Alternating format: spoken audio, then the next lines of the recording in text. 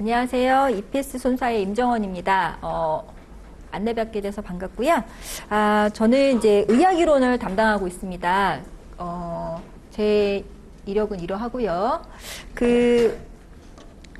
오늘은 저도 이제 설명회를 많이 해가지고 아주 이제 제가 학원이 2015년도부터 이걸 해서요. 저도 이거를 이제 거의 한 10년째 하고 있는데 많은 설명회를 하면서 오늘은 어떤 방식으로 할까 이제 생각을 하게 되는데 오늘은 제가 오면서 숫자와 관련된 얘기를 하면서 이 시험에 대해서 설명을 드려야겠다라고 일단 생각을 하고 왔어요. 저희 이 학원의 의학이론은 아시겠지만 신체 손해사정사 과목이 1차와 2차가 있는데 2차의 과목 4개 중에 하나고요. 이 시험은 굉장히 오래된 시험입니다. 제 나이가 이제 몇 살처럼 보이세요? 제 나이는 놀라지 마세요. 이제 48이 될 거예요. 이 시험의 나이와 똑같아요. 그래서 2025년도에 48회가 될 거예요.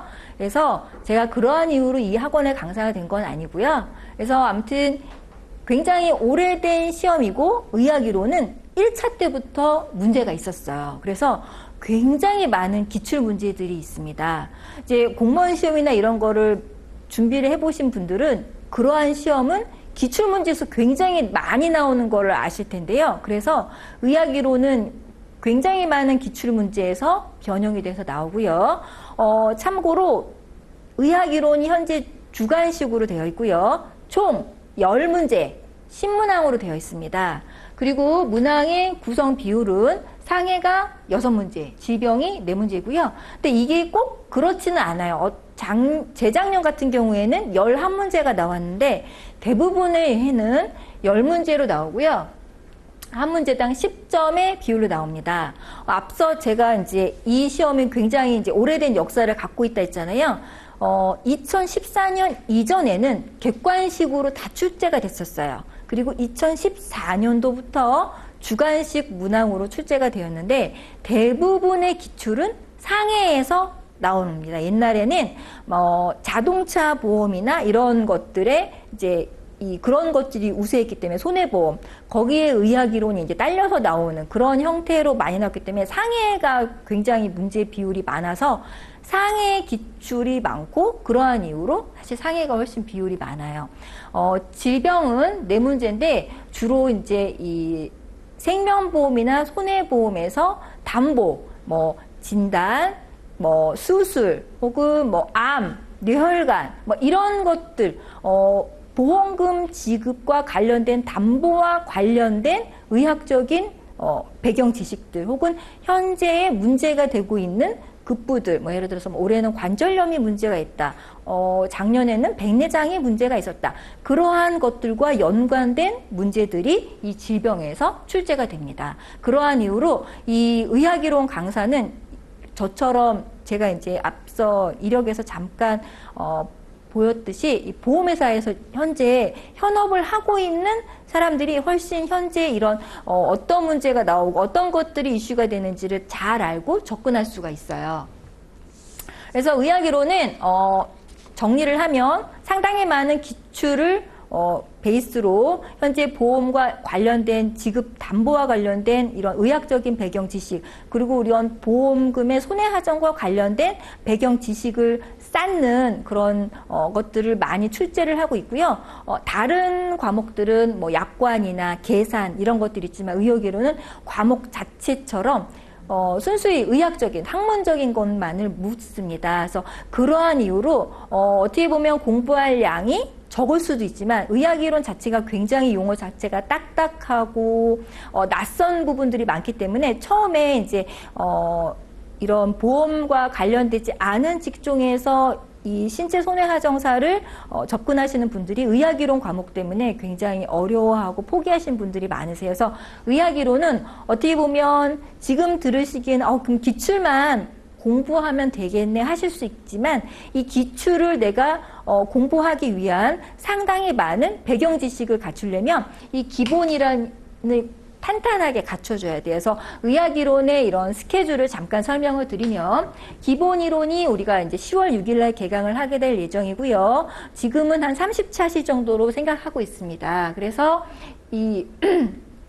한 30차시 한 10주 정도 수업을 하게 되고요.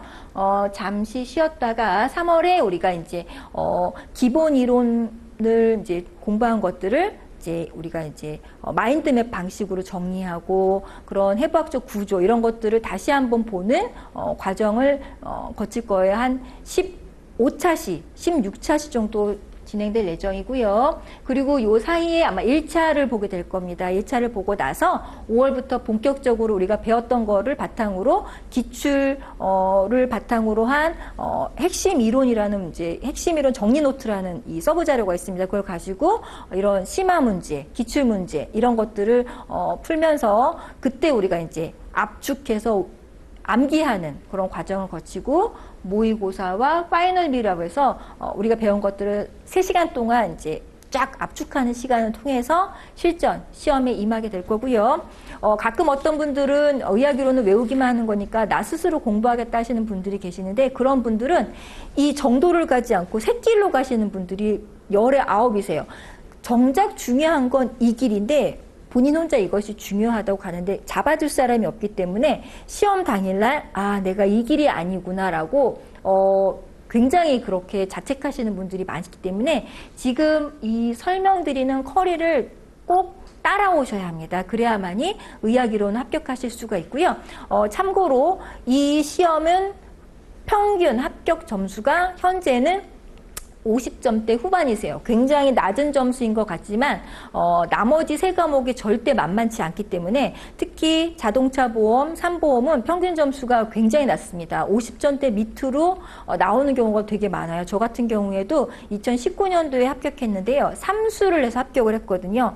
항상 자동차 보험과 3보험, 제가 3보험 업무를 하고 있음에도 실제 제가 작성한 답안에 거의 3분의 2 점수, 자보는 절반 점수밖에 못 받았었어요. 그래서 항상 그것 때문에 제가 자보 때문에 40점이 안 돼서 삼수를 했거든요.